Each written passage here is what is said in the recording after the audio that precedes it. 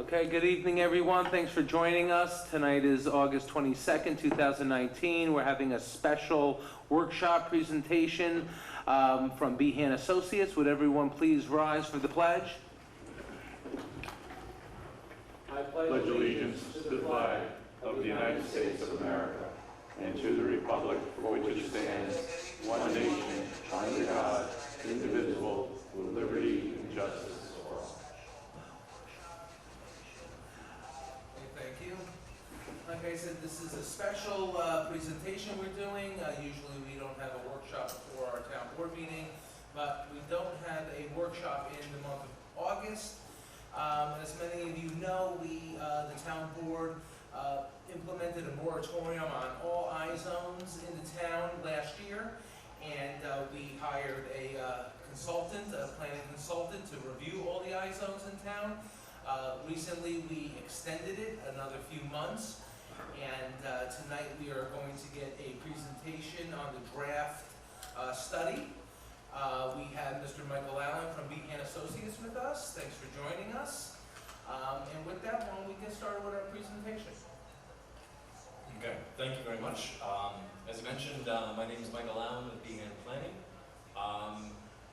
Overall, the study purpose of this was to examine all the current and future industrial land uses, needs, opportunities, and constraints. The idea is to make an assessment as to whether or not the existing industrial areas were still pertinent and necessary or fit in with the surrounding neighborhood.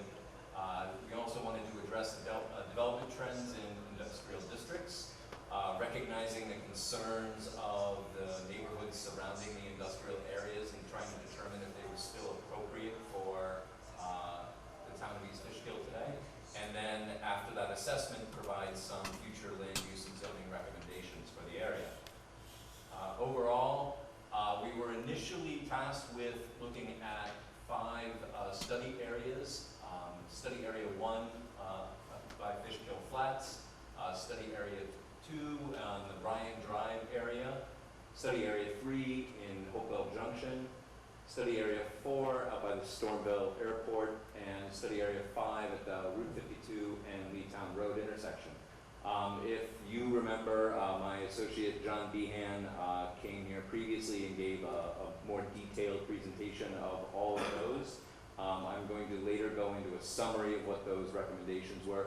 Tonight, I'm going to be giving a more detailed overview of the 3 additional industrial areas which you've asked us to take a look at. Those are starting from Study Area 6, which is Jackson Road, Study Area 7 off of Limekiln Road, and the 8th area, which is off of between Limekiln and Shenandoah Road. So I'll go into sort of a more detailed review of those last 3 areas which we haven't discussed with the town board yet, and then go back and do a recap of the recommendations for the first 5. There's 8 areas in total. This is a sort of a detailed view of the 3 additional study areas that I mentioned. Study Area 6 out by Jackson Road just south of 84, Study Area 7 south of 84 on either side of Limekiln Road, and Study Area 8, which is nestled between Limekiln and Shenandoah Road. To the west of that is the large IBM campus, which is right now functioning as a very active industrial area right now. That area was not part of our study. We're not questioning the validity or responsiveness of that area as part of this. So looking more closely at Study Area 6, as I mentioned, this is just south of 84 off of Jackson Road. This area right now is I-1 zoning, and the area, it's accessed only from Jackson Road at this point. From an industrial standpoint, it would be nice to have more direct access to the highway, but there's not likely any conceivable way, at least at this point, where we would have a new access point right off of that easily developed. Zooming out a little bit to look at the sort of the larger picture around it, we have this image illustrates the quarter-mile radius around the industrial zone. The industrial zone itself is bounded by this yellow border right here. And this map identifies the existing land uses which are found in the area, predominantly agricultural. All of the yellow areas that you see around here are all active active agricultural areas. There are the second largest land use around the area is residential, which you can see in the sort of darker or brown areas around here on the other side of 84. The remainder of it is part of the highway. So right now, the existing context of the land is just being used is agricultural and residential in this immediate area. Looking at it from a more ecological standpoint, there's a waterway which passes through here. You can see it here from the north down to the south, which passes through with occasional wetlands through there. And also from a soil standpoint, a majority of the area is well-drained soils, but you do see some poorly drained soils along where the waterway cuts through the area in this area, which produces some of the wetlands you see.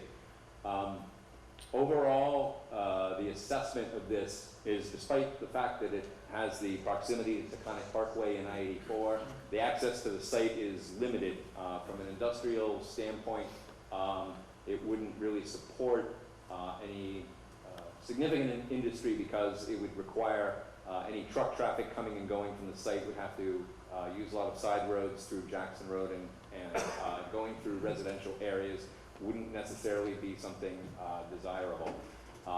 It's located in an area which already has active working and productive farmland surrounding it, very natural scenic views and so forth.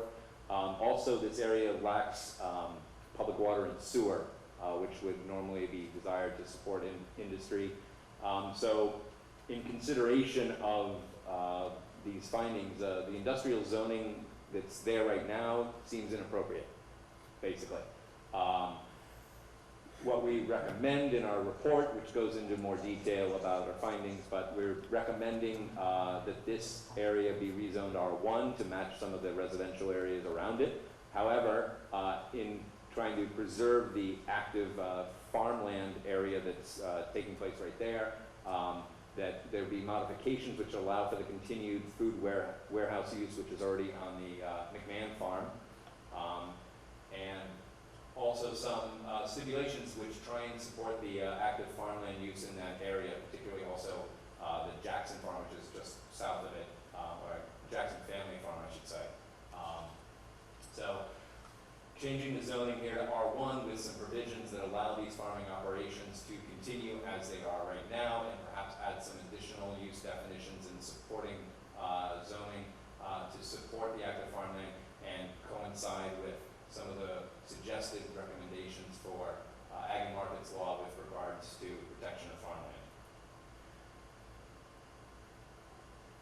Moving over to the west a little bit to study area 7, again we're just south of 84.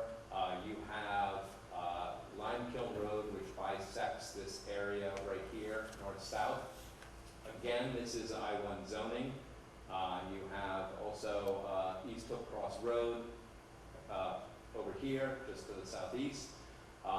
Overall, this is bounded by 84 on the north and has very nice and easy access to and from the highway right here, right off of 84, which makes it much more desirable from a standpoint of any industrial activity or commercial activity having easy access on and off the highway. So in that regards, it's much more amicable toward that area.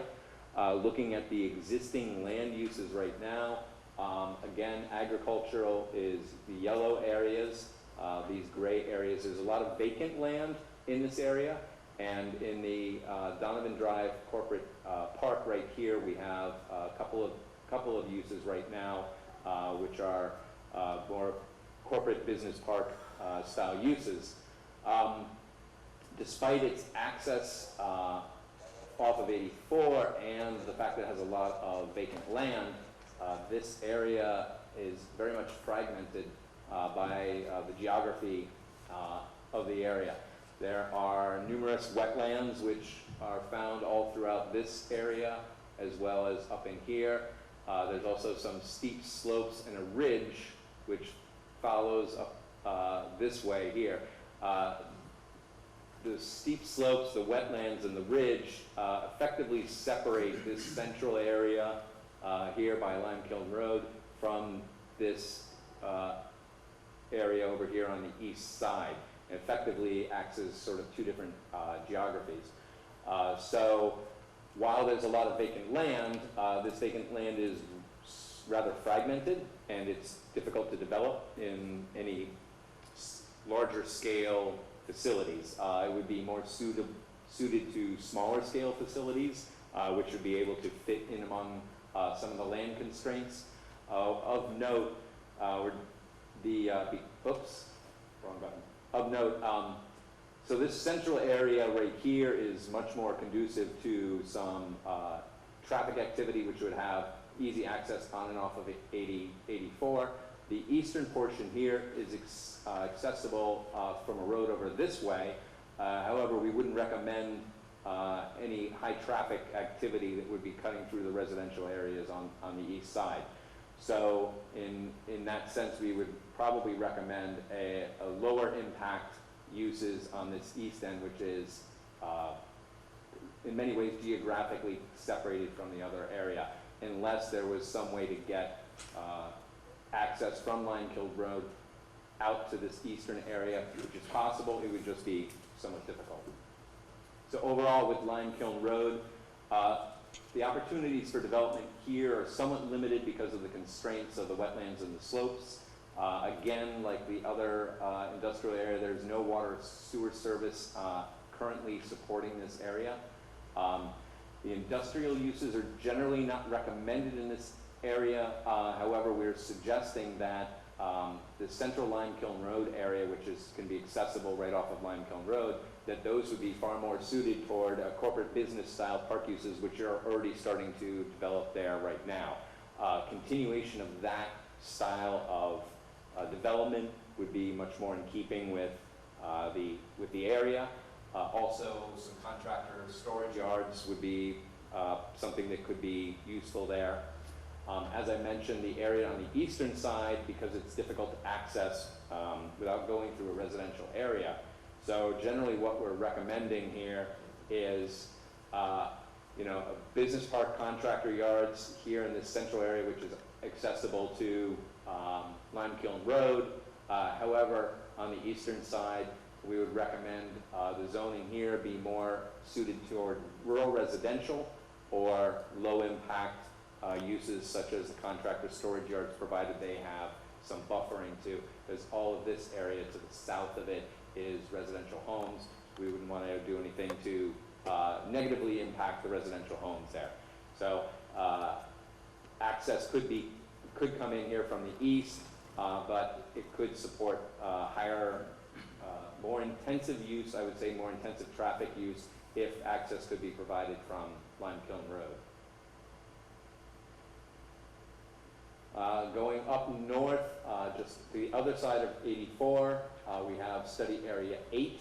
Again, this area is I-1 zoning. This area is fragmented into several pieces. You have the northern piece right here, right off of Limekiln Road between Limekiln and Shenandoah. Small piece here. This entire area right here is in the industrial zone. Right now, these are all single-family homes except for the recreation center. And then jumping further south to 84, you have the remainder of the industrial area, which is to the south here. Much of this is already farmland. This slide over here shows the current land use. The yellow again here this is all residential in here. The pink or reddish area to the left is all part of the IBM campus and the industrial uses there. Let's see, looking at it, it's a little bit difficult to see in some of these slides. I might go back to here. In consideration of the fact that these are all already residential uses off of Shenandoah Road and the recreation center here, It makes little sense to have this as industrial zoning right now. The IBM campus just on the other side of Lime Kiln has all the sufficient capacity for additional industry there. It has the water and sewer services that would support such findings. So having this area as part of the industrial area doesn't seem to make a lot of sense to us right now. It's also right now a very picturesque and bucolic scenic road in its setting. We would recommend the preservation of that vista and that scenic view. To the area to the south, this area, a lot of it is farmland right now.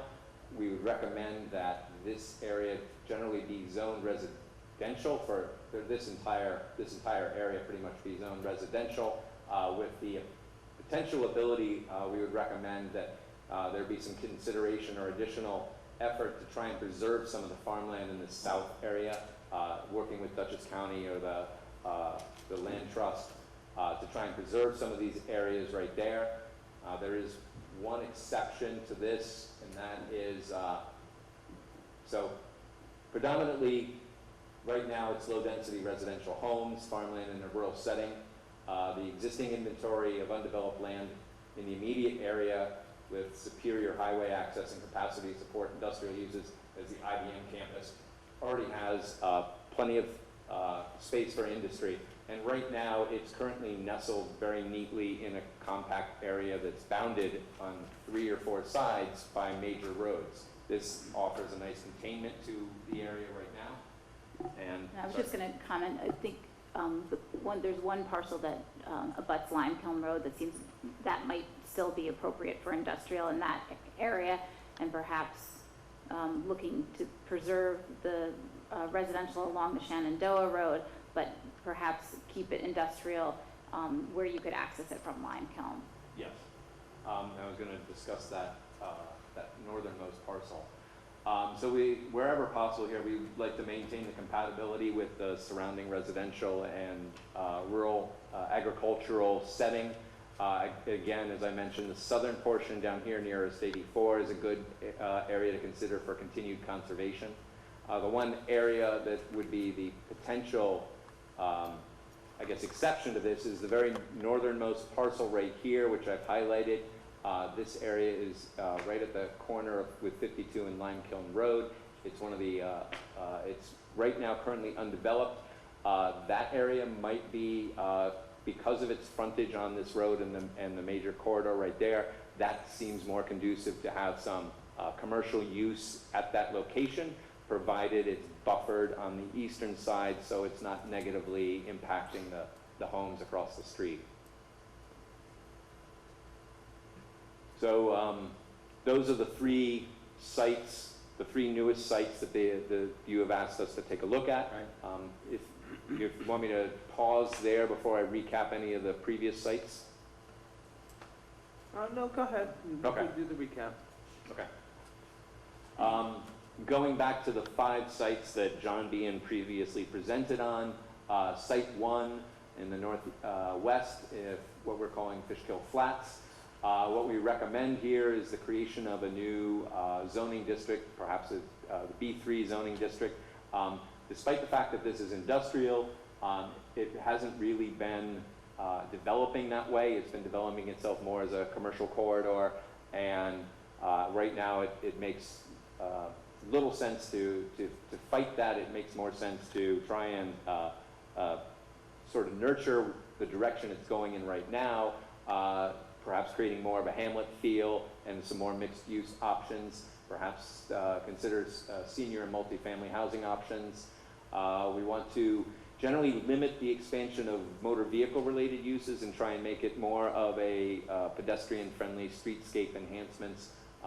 Adoption of design guidelines here as an emerging hamlet center is recommended, and work to continue to improve connectivity with sidewalks and paths so that people are more likely to use this as a pedestrian area. So enhancing the streetscape with some shade trees and some unified lighting, examining the feasibility of extending sewer service to the area, and generally protecting the rural character and building on the Fishkill Flats identity as a sense of place. Site number 2, Ryan Drive. As you know, this area has some environmental contamination.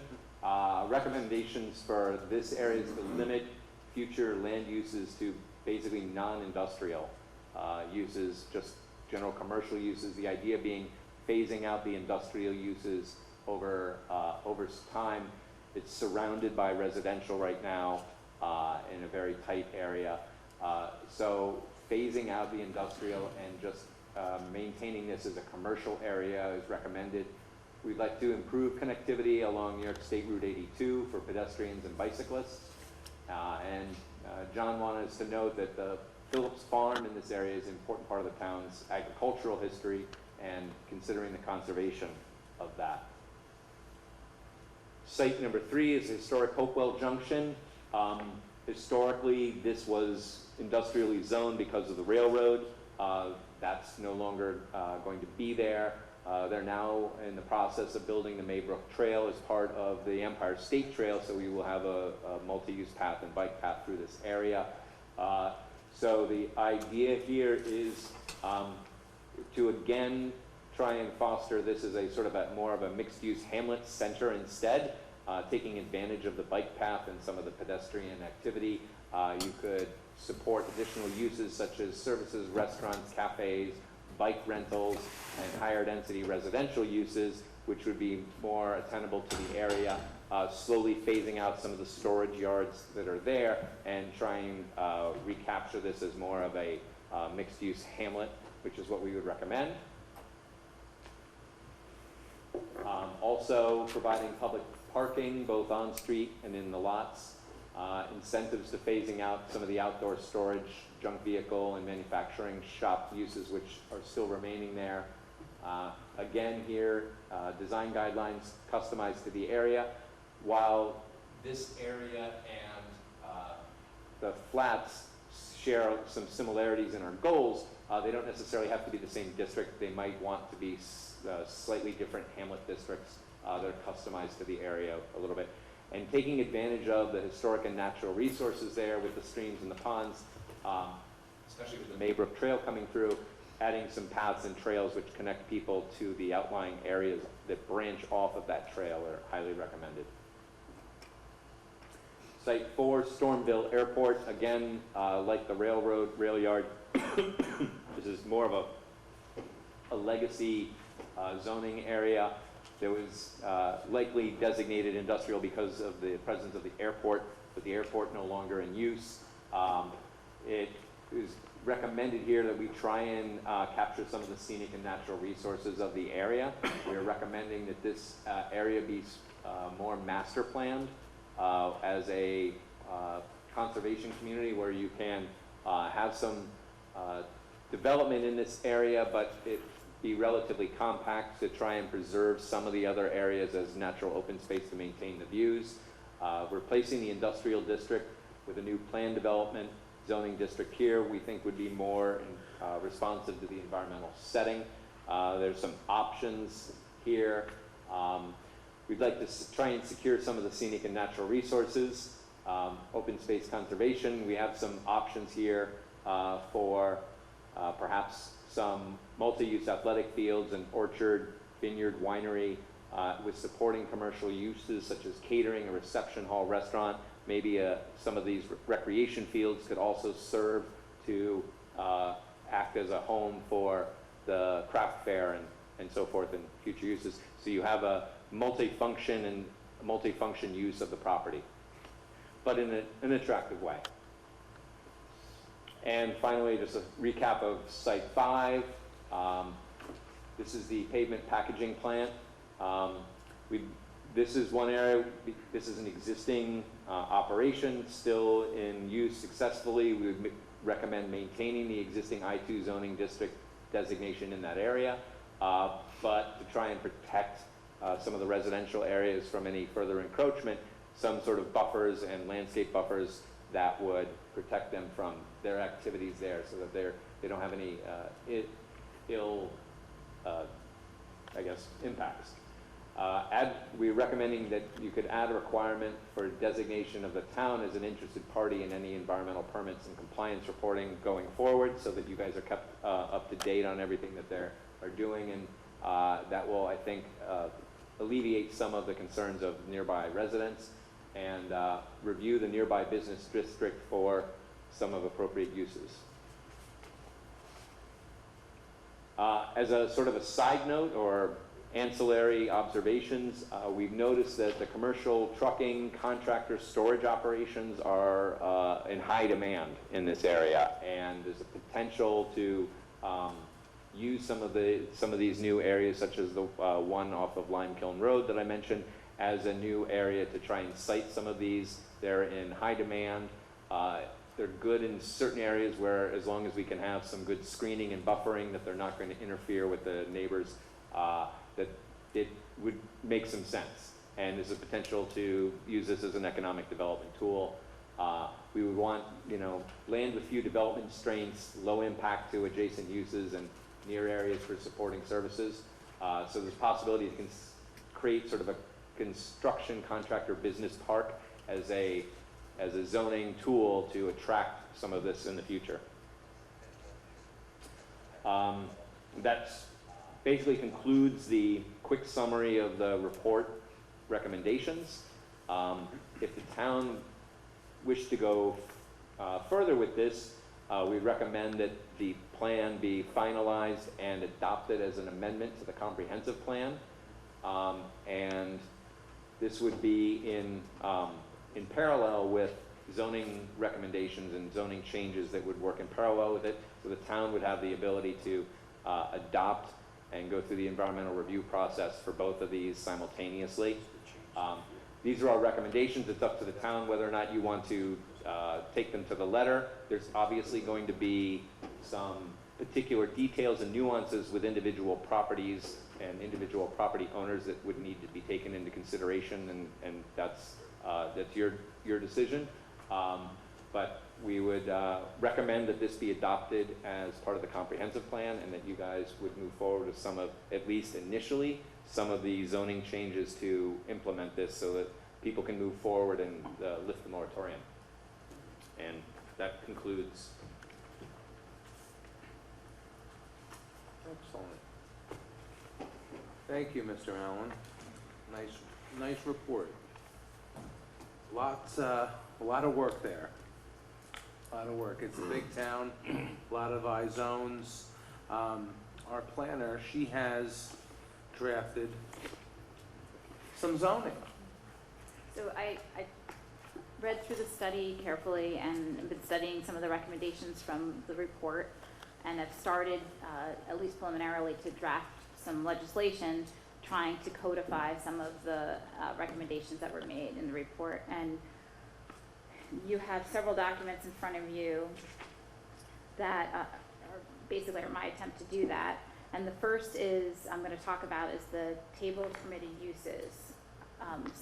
Most of these recommendations were, and it's this document here, and most of these recommendations were taken straight from the report.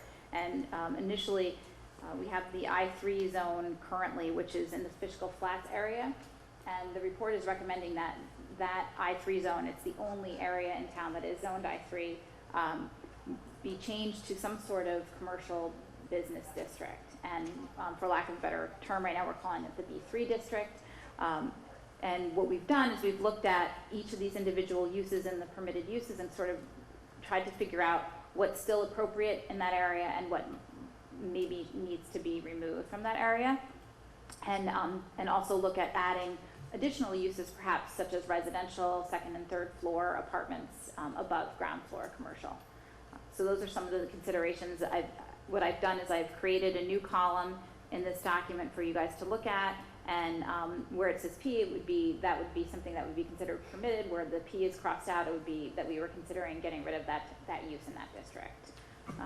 So that's just for you guys to kind of peruse whenever you have a moment, and think about what you might want to see as far as uses in that area. I've also gone ahead and tried to draft the legislative intent for the zoning changes that we may be proposing, and then also add a little discussion about the different parcels that we're looking at. And what I did, sort of as a cheat sheet for everybody, was talk about some of the recommendations that came out of the industrial study and what it would mean to each individual parcel. So it is sort of parcel by parcel. I actually literally went through each parcel that we were discussing and said, okay, if we were going to rezone this, we would be rezoning this to I2 to R1, and it would affect these parcels. If we were going to do these I2 to B3, it would affect these parcels. And I gave you a little bit of a cheat sheet in here to tell you which each of the parcels are, so you kind of know what the existing use is, so you can kind of follow through what the study is proposing, the changes the study is proposing. And in study area, I'll just quickly go through. In study area 1, which was the Fishkill Flats area, basically most of the parcels would be rezoned to this new business district, and I've drafted some regulations that would take that into consideration, like what would happen in that B3 district and what would be allowed. Study area 2 would be the Ryan Drive location, and the recommendation of the report was perhaps to rezone that from I2 to R1, and I've listed the parcels that would be affected by that rezoning if that were in fact to occur. Study area 3 is the Hopewell Hamlet.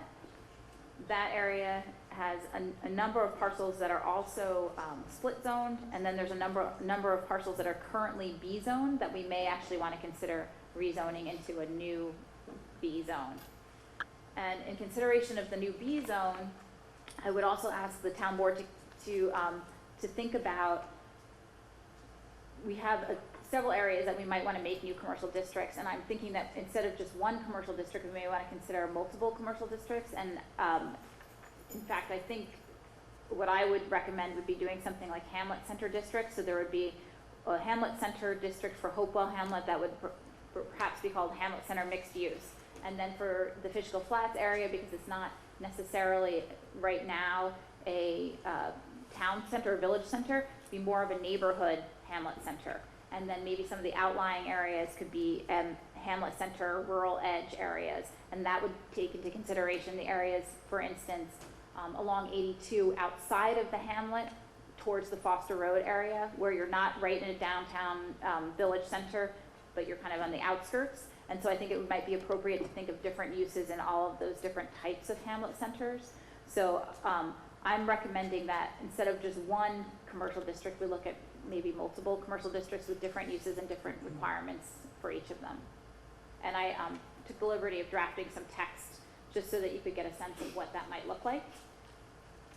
And then I also drafted some text about what the contractor storage yard, if we decided that we were going to allow these contractor storage yards in certain sections of the town, I drafted some language that that would amend the general use regulations to allow those businesses within certain specific locations and the actual requirements for each of those contractors and storage yards, including setbacks, how they would handle outdoor storage, hours of operations, those types of things. So that's basically it right now for you to chew on. Take a look at all this stuff and think about how we might want to implement some of the recommendations from the study. So we're going to be setting a public hearing at the voting meeting next for the September 22nd, right? That's the date. Town board meeting to have the public hearing for this. I think maybe it's appropriate if we set up a small committee made up of yourself, maybe town engineer, member of maybe the chairs of the planning and zoning board, and maybe 2 town board members. I did speak with Councilman Bepan, which he couldn't make it to either meeting tonight, but he said that he would want to sit on that board. Is there another board member maybe you would want us to? You want to do that? Okay, so we'll have Councilman Bepan and Councilman Cassidy sit on this committee, but we have to do that within the next 2 weeks. We have to provide our findings to Dutchess County Planning, correct? So that we will want to get enough time for them to review before our public hearing. So I'll set up that committee and then I'll work with you, Michelle, to get a couple of dates together. Yes, Tom?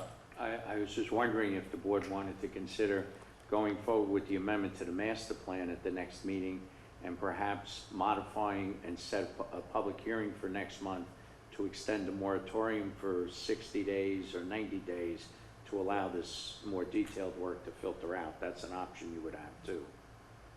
Because I think that, you know, moratoriums are supposed to be as quick as possible, but I think we've done a substantial amount of work and are at the precipice of being able to address the concerns. And I don't think it would be unreasonable if you extended it, say, another 60 or 90 days, just a thought.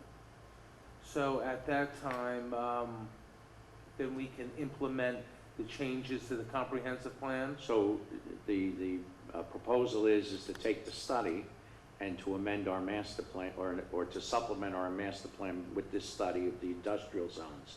So once you have a master plan, then the next step is to implement it by changing your zoning map and the districts. So in this case, Michelle has given you a rough draft, but it sounds like it's going to take a little more than 2 weeks to really digest it all. So maybe what the board would want to consider is to go forward with the supplementing of the master plan and then extending the moratorium to get the draft law right before you put it out to public hearing. So we're not really rezoning any of it, we're just accepting it for now? What we'd be doing tonight would be to schedule a public hearing in September to consider amending the master plan as well as to consider extending the moratorium. Now, if you have the zoning ready within a month, you can adopt it and terminate the moratorium at any time. But I just think that, you know, everything's coming together now and you probably need just a tad more time to consider that. But just a thought. That I think to be thorough, they did a lot of work on this, and rather Right. than just go through it in 2 weeks, I think to take a little bit of extra time. Okay, well, we continue with the public we'll set the public hearing, then we'll add this, and then we'll So they just extend the moratorium. right, to have a public hearing in September, we would consider extending the moratorium. Okay. I think that's fair. Give us a little more time. You're okay with that? Yeah, I'm not against extending the moratorium. Question. The I-zone, do we really have an agricultural district in this town? Is there an ag zone? You don't have Agricultural zone, or is it all under the industrial zone? Okay. Because some towns have agricultural zones, which pay, and they all pay different tax rates. Well, I'm going, And Vern's cows never got any education. so the way it works is we don't have any agricultural district in our zoning ordinance, but the county controls establishing agricultural districts. And if you have made application to the county, been included in the agricultural district, then there are certain tax benefits, everything available to those properties that meet certain farming criteria each year. So that's probably why they're all the farms are I-zones. No, it doesn't matter where your farm is to get, you petition the county to go into the county ag district, which is disregards whatever your local zoning is if you're an existing operating farm. So some of our farms are in the I zone, some are in the R zones, but they're all in the agricultural district that the county has. Well, I assume when the original master plan was drawn up, there was probably an industrial thing, and that's why we got so-called spot zoning with industrial properties here and commercial properties there, and what the original plan was. My guess is that when they did the original master plan in the 60s, they just viewed the town like the big blank map that it Just was. threw And darts? just created, maybe built around one little use and said, this is an industrial little thing, we'll make this whole area industrial. Because in some cases, I don't think there's too much rhyme or reason for why it's, you know, along 52 up in Stormville. Yeah, because if you go through, like, Vern's Farm is the best example, Jackson Farm. Are they paying different tax rates Yes. because they're industrial, or would they be paying more taxes if they were residential? as long as they're a farm in the county agricultural district, they pay the farming rate, which is an assessed value based on the soils of the property, and whatever the agricultural use is. Because every year he. It doesn't have anything to do Yeah. with the zoning, and the planners will correct me if I go No, wrong. that's correct.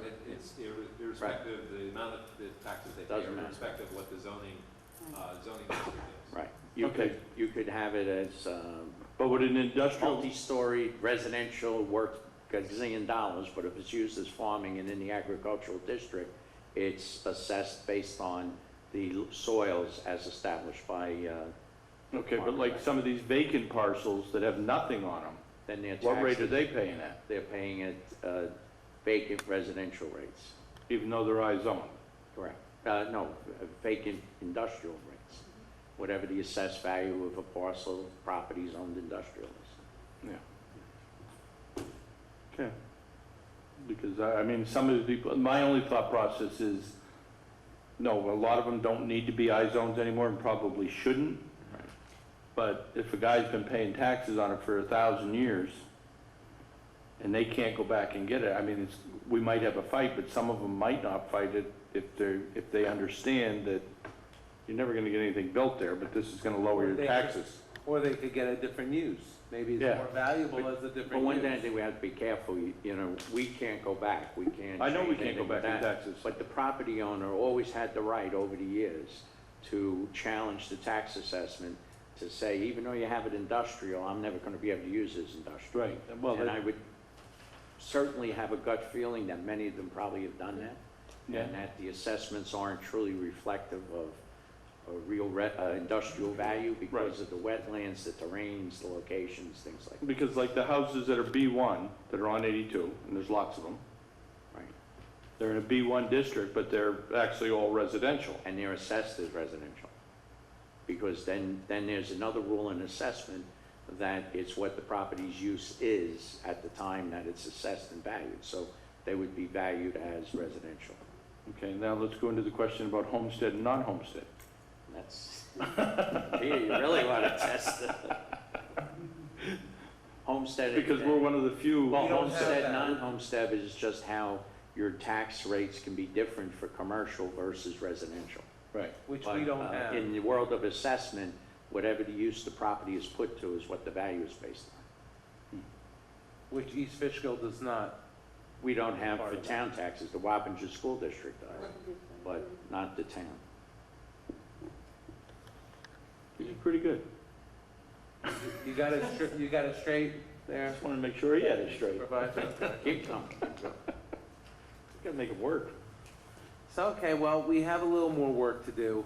We have, we'll get our committee together, and we will review the parcels that the town planner has identified to see which exact ones will fit into each zone, okay, Peter? And that's it, a very, very thorough presentation and work. Thank you very much. Thank you. Anybody else has any other comments? No? Well, that'll do it for our special meeting. We will be adjourning just for a few minutes and going right into our town board meeting. So thank you.